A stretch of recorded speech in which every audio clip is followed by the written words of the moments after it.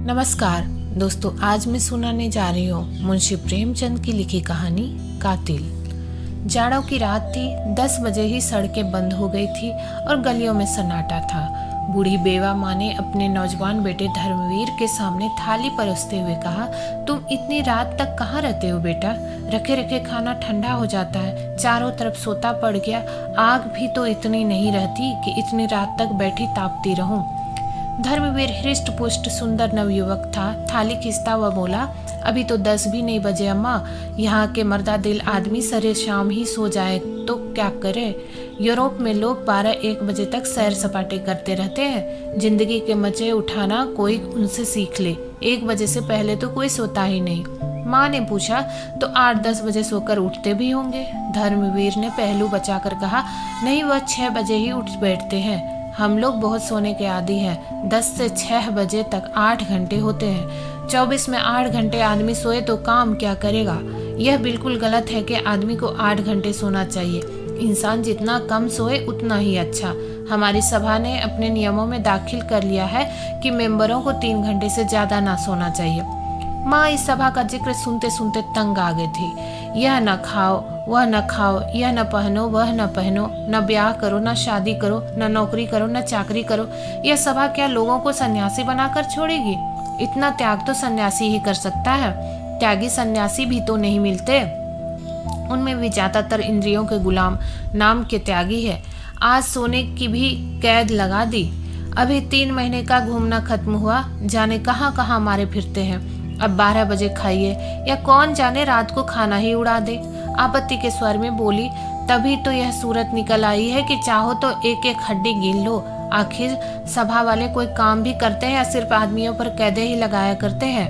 धर्मवीर बोला, जो काम तुम करती हो वही हम करते हैं। तुम्हारा उद्देश्य राष्ट्र की सेवा करना है और हमारा उद्देश्य भी राष्ट्र की सेवा करना है। बूढ़ी विधवा आजादी की लड़ाई में दिलो जान से शरीक थी। 10 साल पहले उसके पति ने एक राजद्रोहात्मक भाषण देने के अपराध में सजा पाई थी। जेल में उसका स्वास्थ्य बिगड़ गया और जेल ही में उसका स्वर्गवास हो गया। तब से यह विधवा बड़ी सच्चाई और लगन से राष्ट्र की सेवा में लगी हुई थी। शुरू में उसका नौजवान बेटा भी स्वयं सेवकों में शामिल हो गया था, मगर इधर 5 महीनों से वह इस नई सभा में शरीक हो गया और उसको जोशीले कार्यकर्ताओं में समझा जाता था। माँ ने संदेह के स्वर में पूछा, तो तुम्हारी सभा का कोई दफ्तर है? हाँ है। उसमें कितने मेंबर हैं? अभी तो सिर्फ 50 मेंबर है। वह 25 आदमी जो कुछ कर सकते हैं वह तुम्हारे 25,000 भी नहीं कर सकते। देखो अम्मा, किसी से कहना मत, वरना सबसे पहले मेरी जान पर आफत आएगी। मुझे उम्मीद नहीं कि पिकेटिंग और जुलूसों से हमें आज़ादी हासिल हो सके। यह तो अपनी कमजोरी और बेबसी का साफ ऐलान है। झंडियाँ निकालकर और गीत गाकर कौमें नहीं आज़ाद हुआ करती। यहाँ के लोग अपनी अक्ल से काम नहीं लेते।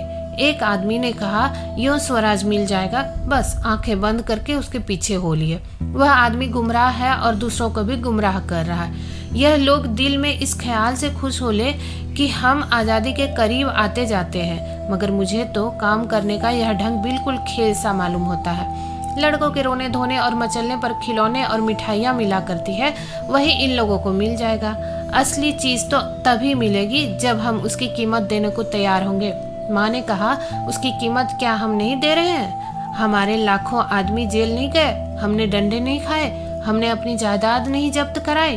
धर्मवीर, इससे अंग्रेजों को क्या नुकसान हुआ?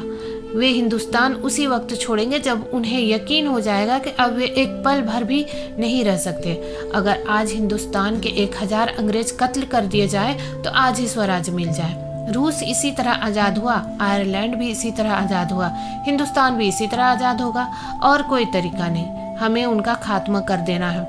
एक गोरे अफसर के कत्ल कर देने से हुकूमत पर जितना डर छा जाता है उतना 1000 जुलूसों में मुमकिन नहीं। माँ सर से पांव तक कांप उठी। उसे विधवा हुए 10 साल हो गए थे। यही लड़का उसकी जिंदगी का सहारा है। इसी को सीने से लगाए मेहनत मजदूरी करके अपने मुसीबत के दिन काट रही है। वह इस ख्याल से खुश थी कि यह 4 पैसे कमाएगा, घर में बहू आएगी, एक टुकड़ा रोटी खाऊंगी और पड़ी रहूंगी। आरजुओं के पतले पतले तिनकों से उसने एक किश्ती बनाई थी। उसी पर बैठकर जिंदगी के दरिया को पार कर रही थी। वह किश्ती अब उसे लहरों में झकोले खाती हुई मालूम हुई। उसे ऐसा महसूस हुआ कि वह किश्ती दरिया में डूबी जा रही हो।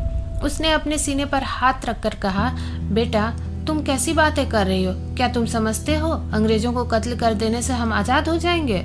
हम अंग्रेजों के दुश्मन नहीं, हम इस राज्य प्रणाली के दुश्मन हैं। अगर यह राज्य प्रणाली हमारे भाई बंदों के ही हाथों में हो और उसका बहुत बड़ा हिस्सा है भी, तो हम उसका भी इसी तरह विरोध करेंगे। विदेश में तो कोई दूसरी कौम राज न करती थी, फिर भी रूस वालों ने उस हुकूमत को उखाड़ फेंका, जो उसका कारण यही था कि जार प्रजा की परवाह न करता था। अमीर लोग मजे उड़ाते थे, गरीबों को पीसा जाता था। यह बातें तुम मुझसे ज्यादा जानते हो। वही हाल हमारा है। देश की संपत्ति किसी न किसी बहाने निकलती चली जाती है और हम गरीब होते जाते हैं। हम इस अवैधानिक शासन को बदलना चाहते हैं। मैं तुम्हारे पैरों में पड़ती हूँ, इस सभा से अपना नाम कटवा लो, खामखा आग में ना कूदो। मैं अपनी आंखों से यह दृश्य नहीं देखना चाहती हूँ कि तुम अदालत में खून के जुर्म में लाए जाओ। धर्मवीर पर इस विनती का कोई असर नहीं हुआ। बोला, इसका कोई डर नहीं, हमने इसके बारे में काफी एहतियात कर ली है। गिरफ्तार होना तो बेवकूफ़ी है। हम लोग ऐसी हिकमत के से काम करना चाहते हैं कि कोई गिरफ्तार ना हो। माँ के चेहरे पर अब डर की जगह शर्मिंदगी की झलक नजर आई। बोली, यह तो उससे भी बुरा है। बेगुनाह सजा पाए और कातिल चैन से बैठे रहे। यह शर्मनाक हरकत है। मैं इसे कमीनापन समझती हूँ। किसी को छिपकर कत्ल करना दगाबाजी है, मगर अपने बदले बेगुनाह भाइयों को फंसा देना देशद्रोह है। इन बेगुनाहों का खून भी कातिल की गर्दन पर होगा। धर्मवीर ने अपनी माँ की परेशानी का मजा लेते हुए कहा, अम्मा तुम इन बातों को नहीं समझती।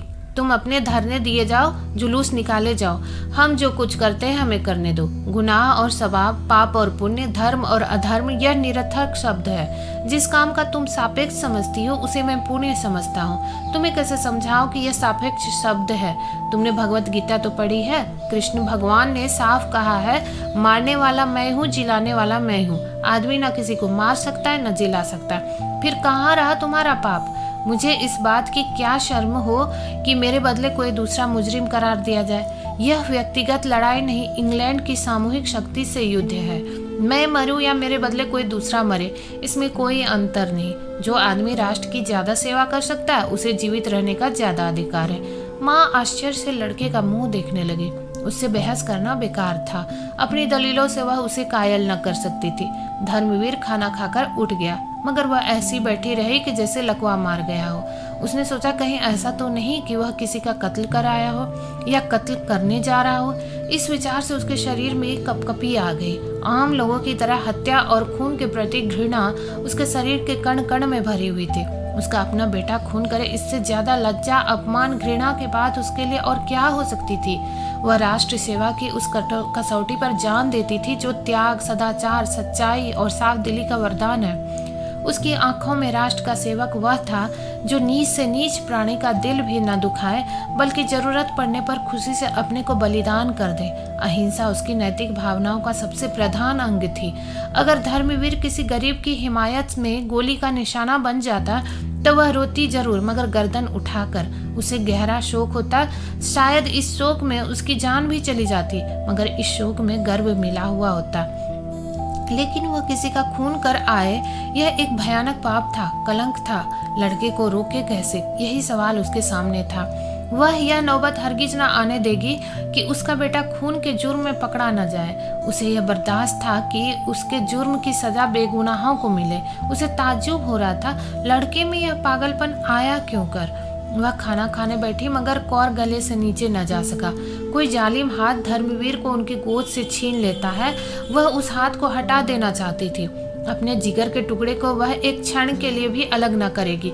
छाया की तरह उसके पीछे पीछे रहेगी। किसकी मजाल है जो उस लड़के को उसकी गोद से छीने। धर्मवीर बाहर कमरे में सोया करता था। उसे ऐसा लगा कि कहीं वह न चला गया हो। फौरन उसके कमरे में आई। धर्मवीर के सामने दीवट पर दिया जल रहा था। वह एक किताब खोले पढ़ता पढ़ता सो गया था। किताब उसके सीने पर पड़ी थी। माँ ने वहीं बैठकर अनाथ की तरह बड़ी सच्चाई और विनय के साथ परमात्मा से प्रार्थना की कि लड़के का हृदय परिवर्तन कर दे। उसके चेहरे पर अब भी वही भोलापन, वही मासूमियत थी जो 15-20 साल पहले नजर आती थी।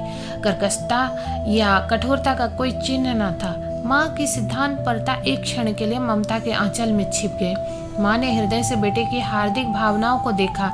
इस नौजवान के दिल में सेवा की कितनी उमंग है, कौम का कितना दर्द है, पीड़ितों से कितनी सहानुभूति है।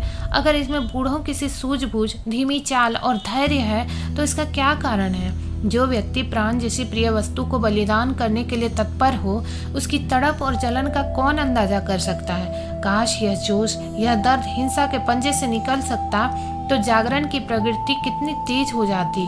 माँ की आहट पाकर धर्मवीर चौंक पड़ा और किताब संभालता हुआ बोला, तुम कब आ गई अम्मा? मुझे तो जाने कब नींद आ गई। माँ ने दीवार को दूर हटाकर कहा, चारपाई के पास दिया रखकर ना सोया करो, इससे कभी कभी दुर्घटनाएं हो जाया करती है। और क्या सारी रात पढ़ते ही रहोगे? आधी रात तो हुई, आराम से सो जाओ, मैं भी यहाँ लेटी जाती हूँ, मुझे अंदर ना जाने क्यों डर लगता है। धर्मवीर, तो मैं एक चारपाई लाकर डाले देता हूँ। नहीं, मैं यह जमीन पर लेट जाती हूँ। वाह, मैं चारपाई पर लेटी हूँ और तू जमीन पर पड़ी रहो। तुम चारपाई पर आ जाओ। चल, मैं चारपाई पर लेटूं और तू जमीन पर पड़ा रहे, यह तो नहीं हो सकता। मैं चारपाई लिए आता हूँ, नहीं तो मैं भी अंदर ही लेटता हूँ। आज आप डरी क्यों? तुम्हारी बातों ने डरा दिया तो मुझे भी क्यों अपनी सभा में नहीं शरीक कर लेता? धर्मवीर ने कोई जवाब नहीं दिया। बिस्तर और चारपाई उठाकर अंदर वाले कमरे में चला। माँ आगे आगे चिराग दिखाती हुई चली। कमरे में चारपाई डालकर उस पर लेटता हुआ बोला, अगर मेरी सभा में शरीक हो जाओ तो क्या पूछना? बेचारे कच्ची कच्ची रोटियां खाकर बीमार हो रहे हैं, उन्हें अच्छा खाना मिलने लगेगा। फिर ऐसी कितनी ही बातें हैं जिन्हें एक बूढ़ी स्त्री जितनी आसानी से कर सकती है, नौजवान हरगिज नहीं कर सकते। मसलन किसी मामले का सुराग लगाना, औरतों में हमारे विचारों का प्रचार करना। मगर तुम दिल लगी कर रही हो। माँ ने गंभीरता से कहा, नहीं बेटा, दिल लगी नहीं कर रही, दिल से कह रही हो। माँ का दिल कितना नाजुक होता है इसका अंदाजा तुम नहीं कर सकते। तुम्हें इतने बड़े खतरे में अकेला छोड़कर मैं घर नहीं बैठ सकती। जब तक मुझे कुछ नहीं मालूम था दूसरी बात थी, लेकिन अब यह बात जान लेने के बाद मैं तुमसे अलग नहीं रह सकती। मैं हमेशा तुम्हारे बगल में रहूंगी और अगर कोई ऐसा मौका आया तो तुमसे पहले मैं अपने को कुर्बान करूंगी। मरते वक्त तुम मेरे सामने होगे, मेरे लिए यही सबसे बड़ी खुशी है। यह मत समझो कि मैं नाजुक मौक़ों पर डर जाऊंगी, चीखूंगी, चिल्लाऊंगी, हरगिज नहीं। सख्त से सख्त खतरों के सामने भी तुम मेरी जबान से एक चीख न सुनोगे। अपने बच्चे की हिफाजत के लिए गाय भी शेरनी बन जाती है। धर्मवीर ने भक्ति से विह्वल होकर माँ के पैरों को चूम लिया। उसकी दृष्टि में वह कभी इतने आदर और स्नेह के योग्य न थे। दूसरे ही दिन परीक्षा का अवसर उपस्थित हुआ। यह 2 दिन बुढ़िया ने रिवॉल्वर चलाने के अभ्यास में खर्च किए। पटाखे की आवाज पर कानों पर हाथ रखने वाली अहिंसा और धर्म की देवी इतने साहस से रिवॉल्वर चलाती थी और उसका निशाना इतना अचूक होता था कि सभा के नौजवानों को भी हैरत होती थी। पुलिस के सबसे बड़े अफसर के नाम मौत का परवाना निकला और यह काम धर्मवीर के सुपुर्द हुआ। दोनों घर पहुंचे तो माँ ने पूछा, क्यों बेटा, इस अफसर ने तो कोई ऐसा काम नहीं किया, फिर सभा ने क्यों उसको चुना? धर्मवीर माँ की सरलता पर मुस्कुरा कर बोला, तुम समझती हो हमारी कांस्टेबल और सब इंस्पेक्टर और सुपरिटेंडेंट जो कुछ करते हैं अपनी खुशी से करते हैं। वे लोग जितने अत्याचार करते हैं उन्हें यही आदमी जिम्मेदार है। और फिर हमारे लिए तो इतना ही काफ़ी है कि वह उस मशीन का एक खास पुर्जा है जो हमारे राष्ट्र को चरम निर्दयता से बर्बाद कर रही है। लड़ाई में व्यक्तिगत बातों से कोई प्रयोजन नहीं, वहाँ तो विरोध पक्ष का सदस्य होना ही सबसे बड़ा अपराध है। माँ चुप हो गई। क्षण भर बाद डरते डरते बोली, बेटा, मैंने तुमसे कभी कुछ नहीं मांगा। अब एक सवाल करती हूँ, उसे पूरा करोगे? धर्मवीर ने कहा, यह पूछने की कोई जरूरत नहीं अम्मा, तुम जानती हो मैं तुम्हारे किसी हुक्म से इनकार नहीं कर सकता। माँ, हाँ बेटा, यह जानती हूँ, इसी वजह से मुझे यह सवाल करने की हिम्मत हुई। तुम इस सभा से अलग हो जाओ। देखो, तुम्हारी बूढ़ी माँ हाथ जोड़कर तुमसे यह भीख मांग रही है। और वह हाथ जोड़कर भिखारिन की तरह बेटे के सामने खड़ी हो गई। धर्मवीर ने कहा मारकर कहा, यह तो तुमने बेढब सवाल किया अम्मा, तुम जानती हो इसका नतीजा क्या होगा? जिंदा लौट कर ना आऊंगा। अगर यहाँ से कहीं भाग जाऊं तो भी जान नहीं बच सकती। सभा के सब मेंबर ही मेरे खून के प्यासे हो जाएंगे और मुझे उनकी गोलियों का निशाना बनना पड़ेगा। तुमने मुझे यह क्या जीवन दिया है, इससे तुम्हारे चरणों पर अर्पित कर सकता हूँ, लेकिन भारत माता ने तुम्हें और मुझे दोनों ही को जीवन दिया है और उसका हक सबसे बड़ा है। अगर कोई ऐसा मौका हाथ आ जाए कि मुझे भारत माता की सेवा के लिए तुम्हें कत्ल करना पड़े तो मैं इस अप्रिय कर्तव्य से भी मुंह न मोड़ सकूंगा। आंखों से आंसू जारी होंगे लेकिन तलवार तुम्हारी गर्दन पर होगी। हमारे धर्म में राष्ट्र की तुलना में कोई दूसरी चीज नहीं ठहर सकती, इसलिए सभा को छोड़ने का तो सवाल ही नहीं है। हाँ, तुम्हें डर लगता हो तो मेरे साथ ना जाओ, मैं कोई बहाना कर दूंगा और किसी दूसरे कॉमरेड को साथ ले लूंगा। अगर तुम्हारे दिल में कमजोरी हो तो फौरन बतला दो। माँ ने कलेजा मजबूत करते कहा, मैंने तुम्हारे ख्याल से कहा था भैया, वरना मुझे क्या डर। अंधेरी रात में पर्दे में इस काम को पूरा करने का फैसला किया गया था। कोप का पात्र रात को क्लब से जिस वक्त लौटे वहीं उसकी जिंदगी का चिराग बुझा दिया जाए। धर्मवीर ने दोपहर ही को इस मौके का मुआयना कर लिया और उस खास जगह को चुन लिया जहां से निशाना मारेगा। साहब के बंगले के पास करील और करौंदे की एक छोटी सी झाड़ी थी, वहीं उसके छिपने की जगह होगी। झाड़ी के बाएं तरफ नीची जमीन थी, उसमें बेर और अमरूद के बाग थे। भाग निकलने का अच्छा मौका था। साहब के क्लब जाने का वक्त 7 और 8 बजे के बीच था, लौटने का वक्त 11 बजे था। इन दोनों वक्तों की बात पक्की तरह मालूम कर ली गई थी। धर्मवीर ने तय किया कि 9 बजे चलकर उसी करौंदे वाली झाड़ी में छिपकर बैठ जाए। वहीं एक मोड़ भी था, मोड़ पर मोटर की चाल कुछ धीमी पड़ जाएगी। ठीक इसी वक्त उसे रिवॉल्वर का निशाना बना लिया जाए। ज्यों-ज्यों दिन गुजरता जाता था, बूढ़ी माँ का दिल भय से सूखता जाता था, लेकिन धर्मवीर के दैनंदिन आचरण में तनिक भी अंतर न था। वह नियत समय पर उठा, नाश्ता किया, संध्या की और अन्य दिनों की तरह कुछ देर पढ़ता रहा। 2-4 मित्र आ गए, उनके साथ 2-3 बाजियां शतरंज की खेली, इत्मीनान से खाना खाया और अन्य दिनों से कुछ अधिक। फिर आराम से सो गया कि जैसे कोई चिंता नहीं है। माँ का दिल उचाट था। खाने पीने का तो जिक्र ही क्या, वह मन मारकर एक जगह बैठ भी न सकती थी। पड़ोस की औरतें हमेशा की तरह आए, वह किसी से कुछ न बोली। बदहवास से इधर उधर दौड़ती फिरती थी, जैसे चूहिया बिल्ली के डर से सुराग ढूंढती हो। कोई पहाड़ सा उसके सिर पर गिरता था। उसे कहीं मुक्ति नहीं, कहीं भाग जाए ऐसी जगह नहीं। वे घिसे पटे दार्शनिक विचार जिनसे अब तक उसे सांत्वना मिलती थी, भाग्य, पुनर्जन्म, भगवान की मर्जी, वे सब इस भयानक विपत्ति के सामने व्यर्थ जान पड़ते थे। जिर हवक्तर और लोहे की टोपी तीर तुपक से रक्षा कर सकते हैं, लेकिन पहाड़ तो उसे उन सब चीजों के साथ कुचल डालेगा। उसके दिलो दिमाग बेकार होते जाते थे। अगर कोई भाव शेष था तो वह भय था। मगर शाम होते होते उसके हृदय पर एक शांति सी छा गई। उसके अंदर एक ताकत पैदा हुई जिसे मजबूरी की ताकत कह सकते हैं। चिड़िया उस वक्त तक फड़फड़ाती रही जब तक उड़ निकलने की उम्मीद थी। उसके बाद वह बहेलिए के पंजे और कसाई के छुरे के लिए तैयार हो गई। भय की चरम सीमा साहस है। उसने धर्मवीर को पुकारा, बेटा कुछ आकर खा लो। धर्मवीर अंदर आया। आज दिन भर माँ बेटे में एक बात भी न हुई थी। इस वक्त माँ ने धर्मवीर को देखा तो उसका चेहरा उतरा हुआ था। वह संयम जिससे आज उसने दिन भर अपने भीतर की बेचैनी को छिपा रखा था, जो अब तक उड़े उड़े से दिमाग की शक्ल में दिखाई दे रही थी, खतरे के पास आ जाने पर पिघल गया था। जैसे कोई बच्चा भालू को दूर से देख कर तो खुशी से तालियां बजाए, लेकिन उसके पास आने पर चीख उठे। दोनों ने एक दूसरे की तरफ देखा, दोनों रोने लगे। माँ का दिल खुशी से खिल उठा। उसने आंचल से धर्मवीर के आंसू पोंछते हुए कहा, चलो बेटा यहाँ से कहीं भाग चले। धर्मवीर चिंतामग्न खड़ा था। माँ ने फिर कहा, किसी से कुछ कहने की जरूरत नहीं, यहाँ से बाहर निकल जाए जिसमें किसी को खबर भी ना हो। राष्ट्र की सेवा करने के और भी बहुत से रास्ते हैं। धर्मवीर जैसे नींद से जागा, बोला, यह नहीं हो सकता अम्मा, कर्तव्य तो कर्तव्य है, उसे पूरा करना पड़ेगा, चाहे रोकर पूरा करो चाहे हंसकर। हाँ, इस ख्याल से डर लगता है कि नतीजा न जाने क्या हो।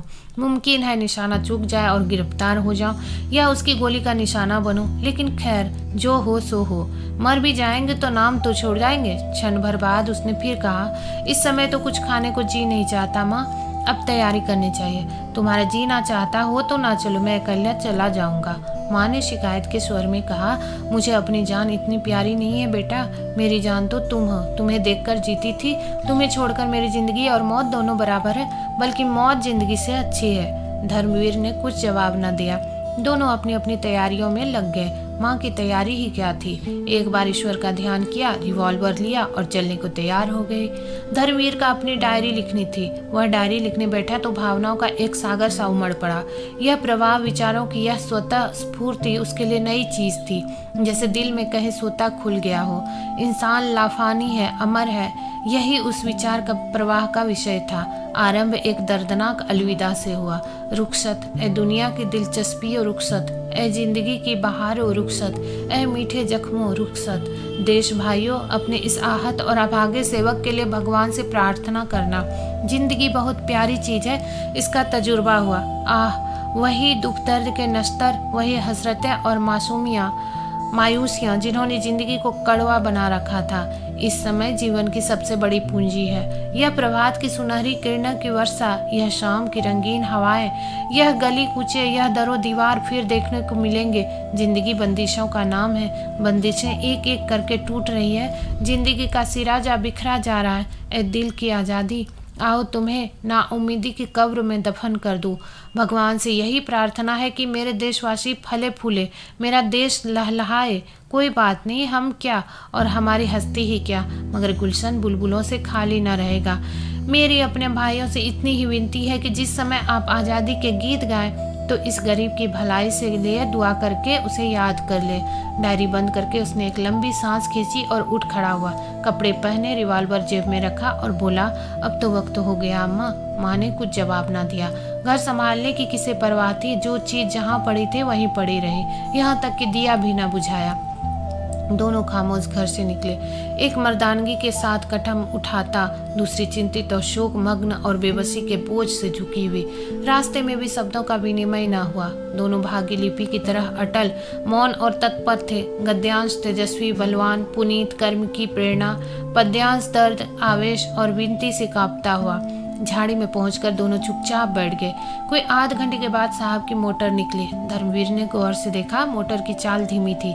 साहब और लेडी बैठे थे, निशाना अचूक था।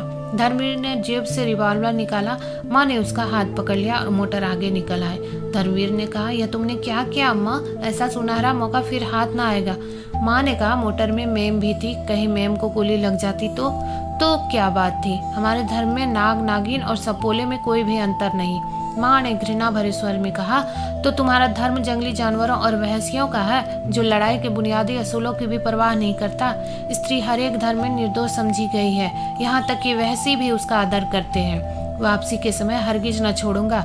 मेरे जीते जी तुम स्त्री पर हाथ नहीं उठा सकते। मैं इस मामले में तुम्हारी पाबंदियों का गुलाम नहीं हो सकता। माँ ने कुछ जवाब न दिया। इस नामर्दों जैसी बात से उसकी ममता टुकड़े टुकड़े हो गई। मुश्किल से 20 मिनट बीते होंगे कि वही मोटर दूसरी तरफ से आती दिखाई पड़ी। धर्मवीर ने मोटर को गौर से देखा और उछल कर बोला, लो अम्मा, अब की बार साहब अकेला है, तुम भी मेरे साथ निशाना लगाना। माँ ने लपक कर धर्मवीर के हाथ पकड़ लिया और पागलों की तरह जोर लगाकर उसका रिवॉल्वर छीलने लगा। धर्मवीर ने उसको एक धक्का देकर गिरा दिया और एक कदम रिवॉल्वर साधा। 1 सेकंड में माँ उठी। उसी वक्त गोली चली। मोटर आगे निकल गई, मगर माँ जमीन पर तड़प रही थी। धर्मवीर रिवॉल्वर फेंककर माँ के पास गया और घबरा कर बोला, अम्मा क्या हुआ? फिर यकायक इस शोक भरी घटना की प्रतीति उसके अंदर चमक उठी। वह अपनी प्यारी माँ का कातिल है। उसके स्वभाव की सारी कठोरता और तेजी और गर्मी बुझ गए। आंसुओं की बढ़ती हुई थरथरी को अनुभव करता हुआ वह नीचे झुका और माँ के चेहरे की तरफ आंसुओं में लिपटी हुई शर्मिंदगी से देखकर बोला, यह क्या हो गया अम्मा? हाय, तुम कुछ बोलती क्यों नहीं? यह कैसे हो गया? अंधेरे में कुछ नजर भी तो नहीं आता। कहाँ गोली लगी? कुछ तो बताओ। इस बदनसीब के हाथों तुम्हारी मौत लिखी थी। जिसको तुमने गोद में पाला उसी ने तुम्हारा खून किया। किसको बुलाओ? कोई नजर भी तो नहीं आता। माँ ने डूबती हुई आवाज में कहा, मेरा जन्म सफल हो गया बेटा। तुम्हारे हाथों मेरी मिट्टी उठेगी। तुम्हारी गोद में मर रही हूँ। छाती में घाव लगा है। जो तुमने गोली चलाई मैं तुम्हारे सामने खड़ी हो गई। अब नहीं बोला जाता।